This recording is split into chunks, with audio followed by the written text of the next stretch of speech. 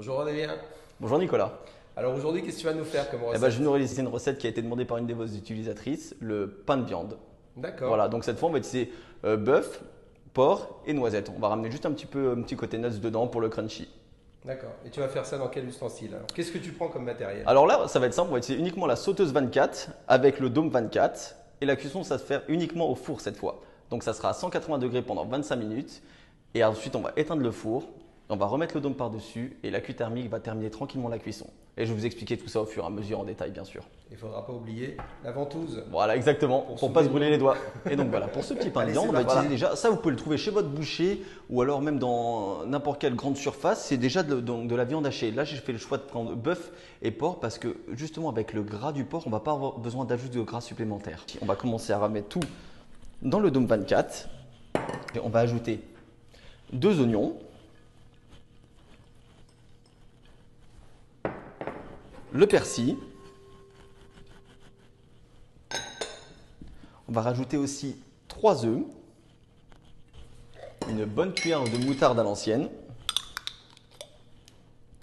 Et donc on va aussi rajouter un petit peu de poivre, un petit peu de sel,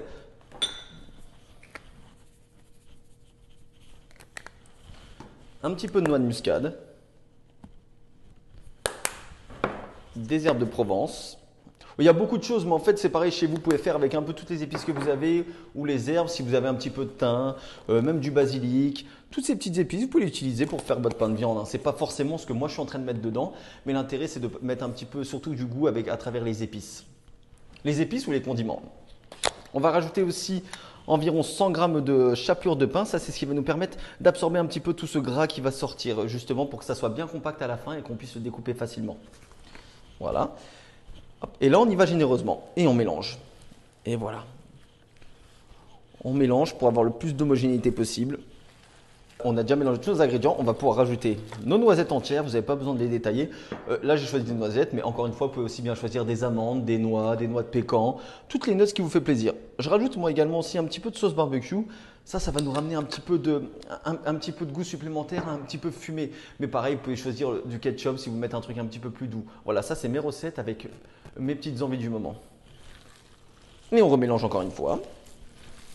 Donc voilà, le mix est terminé et maintenant on va disposer directement, encore une fois sans matière grasse supplémentaire, on le pose directement dans notre sauteuse 24. Voilà, on vient un tout petit peu le tasser pour bien que ça recouvre l'intégralité de la sauteuse. Voilà, surtout au fond pour avoir une belle cuisson uniforme et surtout même pour vous à la fin quand vous allez le découper qu'il soit comme un gâteau en fait, plus ou moins. Maintenant vous faites comme moi, juste vous lavez un petit peu les mains, ce sera plus facile pour éviter de tout salir, y compris la porte du four. On met directement le plat au four comme ça, on vient retirer les petites poignées, voilà comme ceci, et on va cuire pendant 25 minutes. Maintenant 25 minutes se sont écoulées, donc voilà, notre pain de viande est quasiment cuit, on peut regarder il est déjà bien coloré. Ce qu'on va faire maintenant, c'est directement mettre le dôme 24 dessus, voilà, tranquillement. Et on éteint notre four et on laisse comme ça tranquillement la cuisson se terminer pendant plus ou moins 20 minutes. Maintenant, avec l'aide de notre ventouse, on vient attraper le couvercle. Et voici.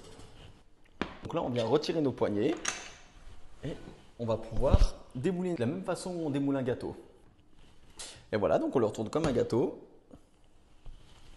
Et voici, et vous voyez, donc sans matière grasse, sans papier, rien du tout. Vous avez vu comment il s'est décollé facilement, uniquement grâce au matériel. Et donc on va venir une petite part. Parfait. Et voilà, vous voyez, le fait d'avoir utilisé 2 viandes, il n'est pas sec. On a le gras du porc qui a conservé vraiment toute cette tendreté à la viande. Et voici. N'hésitez pas à faire comme cette utilisatrice. Si vous avez envie qu'on réalise certaines recettes, de les mettre en commentaire. Peu importe la recette, n'hésitez pas. Et surtout, n'oubliez pas de vous abonner à nos chaînes Facebook, Instagram et YouTube. Et à bientôt avec Ad Vitam Aeternam pour de nouvelles recettes.